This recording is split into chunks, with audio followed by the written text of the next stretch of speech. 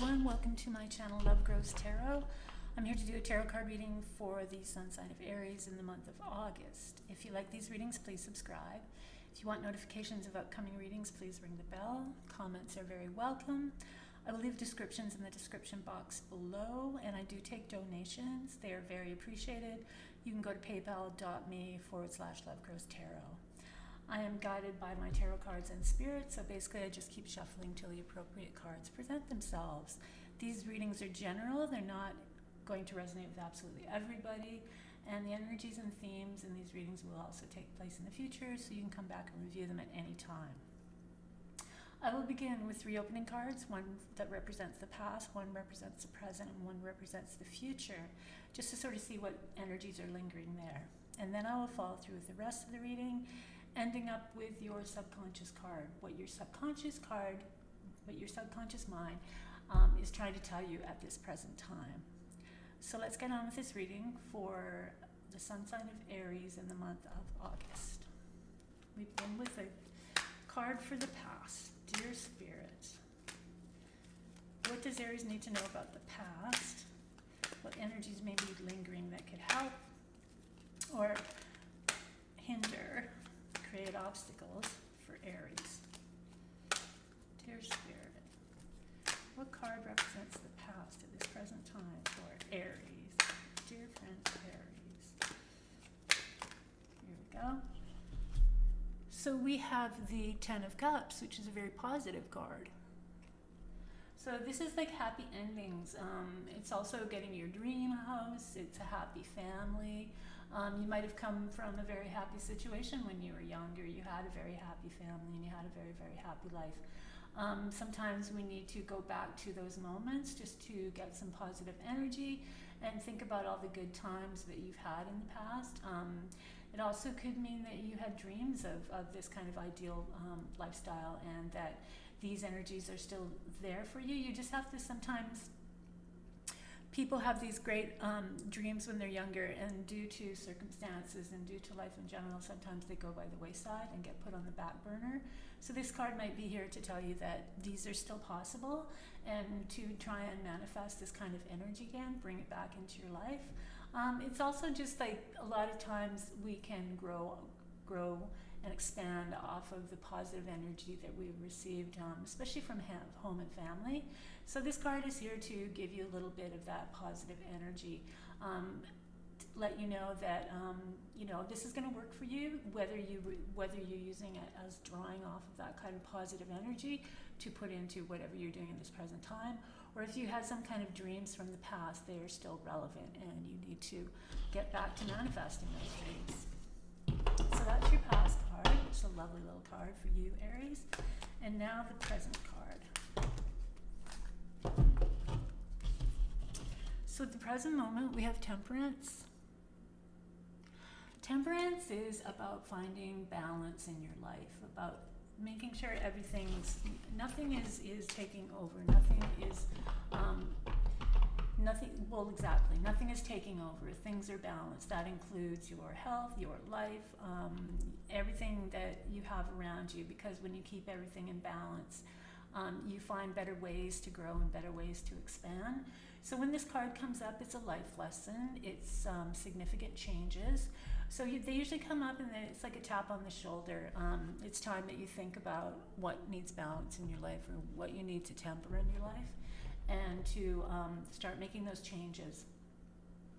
Because when you make these changes, the road to your success is going to be much easier than when you don't.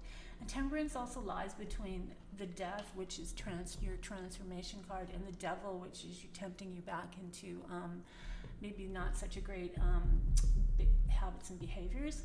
So Temperance is trying to get you through the transformation of Death, to balance out your life so that you don't fall back into any of the trickster devil kind of energy.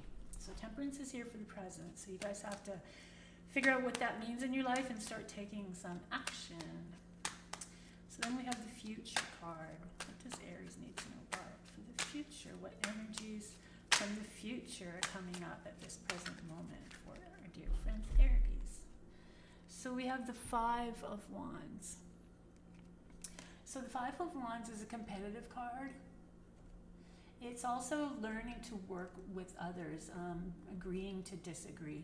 And this is going to be something that you will come into in the future, whether that's in the projects or the career, whatever your work that you're doing. It'll be a competitive arena, and you are going to have to learn how to handle it, how to stay in there. And once again, it goes agreeing to disagree, how to manage your emotions well, and how to strive in that kind of energy. It's also working with different people from different walks of life and different cultures. So it's a good card, but it is going to be a challenging card because it is a 5. The 5s are here to tell you that when you can make it through the 5, you are on your way to the 10, which is a completion of a cycle, which allows you to grow, which allows you to move up to the next cycle. So the 5s are always the challenges, because a lot of people get into the energy of the 5s and then they just back off or they give up because they've had experience, and for some reason the doubts and their fears get the best of them, and then they wind up going back to square one and then having to make it back up to the 5, and it comes this repeating pattern that isn't very good for you. So really be mindful of that. You can make it through it. Use the draw on the energy of the 10 of Cups. That's why it's here. Balance out your life. When your life is in balance, your emotions are in balance, so they're not going to get the best of you. And to just, when this kind of energy happens, just push through it, because it's going to allow you a lot of success. I mean, you're backed up here by 2 cards that will give you that success. You just have to listen to what they're saying. All right, let's follow through with the rest of the reading. Dear Aries, in the month of August. So we have the 6 of Pentacles. Pentacles are your finances, your material possessions, your worldly goods, the material world around you. The 6 is about a flow of money, the money flowing. It's also about giving and receiving, and learning how to give and receive. And within giving and receiving, you allow abundance to flow through you. If you're on the receiving end, you may have wanted some funds or finances to get things off the ground or get a project going, and that's going to show up. If you have had the chance to be very successful, then a good idea is to always give back a portion of what you have made, just to, like I said, that giving and receiving flow is going to create more abundance to you. It's going to be a good month for the flow of money.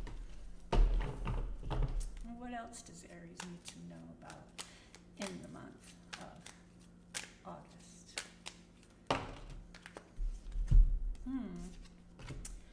So we have the Three of Swords, sorry. Three of Swords isn't the best card in the tarot deck. It brings a lot of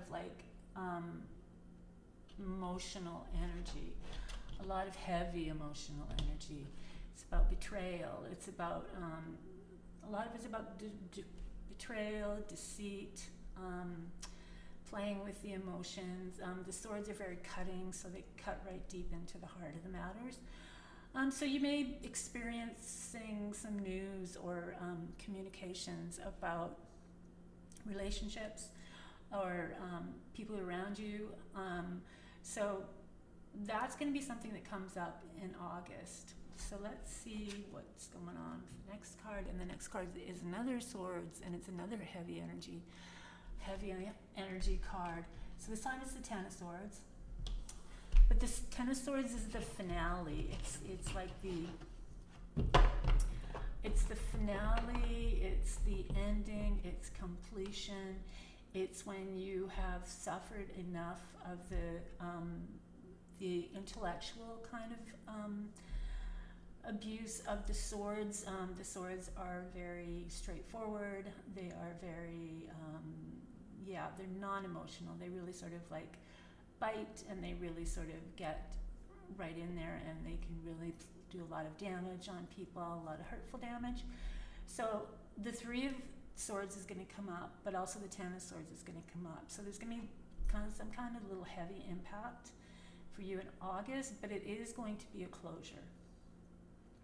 So you may have very well intuitively had these feelings about the Three of Swords, and now you're at the Ten of Swords, where it's like you've had enough. You've had enough of whatever it is that is causing all this communication. lies, deceit, secrets, backstabbing, just really negative sort of communication, and that's all going to draw to an end for you. What else does Aries need to know about in the month of August? So we have the Nine of Wands. The Nine of Wands is perseverance and pushing through. Once again, it's that pushing through, just like the Five of Wands. But this is because it's close to the end. There is a saying that a lot of people just drop everything when they're so close to success, but they've been in it for so long and really working at it, and they just don't even know how close they are.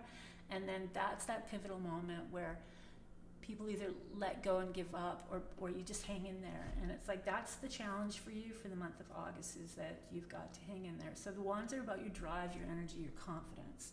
So you're going to be getting a beating from the Ten of Swords, and it's going to have an effect overall on you, but you have to continue with whatever it is that the Wands energy carries for you. And that's spiritual, and that's your drive and your confidence and your entrepreneurial spirit, and what sort of like gives you that energy and keeps you going. So don't give up on that.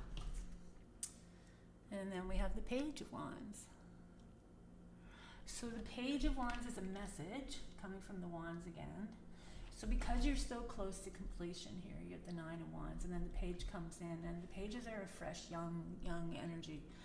So there could be a really nice communication in regards to whatever these Wands are for you, whatever you're working on, or whatever you've been putting your energy into. Some new information will be coming, a new way to look at things, new knowledge. Pages also, the court cards are people that you know, or that are around you, that are coming in to your presence. They're there, they're going to come in. The reason that they come in, the court cards show up, is really to give you advice and to show you new ways and new perspectives on what you're doing. And so this Page, if it comes in, is going to be a younger energy, a very youthful energy, a very just curious energy, just thirsty for knowledge kind of energy. So watch out for the Page of Wands. The Wands are also the fire signs, so that's going to be Aries, that's going to be Leo, that's going to be Sagittarius. Doesn't necessarily mean that it could be of those signs, but it's just another synchronicity that you can watch out for. And then we have the Hierophant. So that's in a major arcana card again, so listen closely to the Hierophant. So the Hierophant is really about traditional values, about doing things in traditional ways, doing things by the book, by the rules. It's also very, it's a reflection of religion, so maybe some sort of religious, maybe somewhere in your past or somewhere in your present, you're leaning towards more of a traditional religious kind of experience. For some, it might be actually what they're trying to do, or studying for, or learning and trying to get to that kind of a position. But it's really very much about traditional values and about not wavering from those typical traditional values, and just being very truthful and being very honest with yourself and honest with others. Just trying to live that straightforward kind of right lane life. All right, and that's going to have an impact on you. Like I said, when the major arcana cards come in, there's a reason they're there. They're popping up because there's really something there that's very strong, and something there that you really should really take some time, meditate perhaps on it, on what you think this card means to you. It's also like anything under the realm of religion, so that could be weddings, anything to do with baptism, bar mitzvahs, anything under that that religious kind of realm. So what else does Aries need to know about in the month of August? So we have the Emperor, another major arcana card. So the Emperor is the father of the major arcana. he's the father figure. He's a very strong, practical, even fiery kind of energy, because he is represented by Aries, but he does not do anything without really putting some thought into it. He can be very demanding, but also you know that he is going to make you do it the right way, and it's going to be done well, and setting foundations to set you up for future successes. That's the job of the Emperor. So the Emperor is here with you. So for some, it's going to be about your father, maybe a connection to your father, something around your father, but the lessons of the father. So perhaps the things that you were taught by your father that you may have rebelled against in the past are now making themselves present here in the future. And you can take these lessons, because this is a lesson card, you can take these lessons and learn from them now, and sort of look back on them and look at new ways of thinking about them, and don't look at the sort of judgment quality of the father speaking to their children, and usually that's what happens when kids rebel, is because it's not so much about the information that the person is giving, as sort of just the idea that person controls them in more ways than not, because they're in the realm of the family. So, or a person of this kind of structure, a very serious kind of a person, but a very proud and very well-respected kind of person may come into your life. I didn't get that. Could you try again? And, sorry, that was my watch. That's great. It's all good. And that person might be coming in to help you for the month of August. Okay, that was really crazy. Sorry about that, you guys. Just my watch talking to me. What do you do? So the next card is the Two of Wands, and the Two of Wands is setting you off on an adventure. So you've got some wands here. You've got things that are going on here. I mean, the swords thing is going to be, it's going to be heavy, but it's going to be something that's necessary, because whatever is going on with your swords is holding you back from something, and it's going to be freeing. It might be very painful for you. It might have been some kind of painful experience, but it's a new dawn, and it's a new day, and things are changing. And now we're progressing into more about expansion and ideas and your drive and where you want to go with your life. And this card is about world expansion. So the Emperor here is giving you this advice as you go out into the world with new ideas. You have completed one, you're up to a new level with whatever you've been working on in the last area, and now you're moving towards a new area. The Hierophant is just telling you that stay to a true path. Don't go off and do sort of like things that really aren't your true authentic self. Like, don't sidetrack into other kind of areas that really are not about you. Stay true to yourself. And this is about expansion and going out into the world and trying to create some new ways.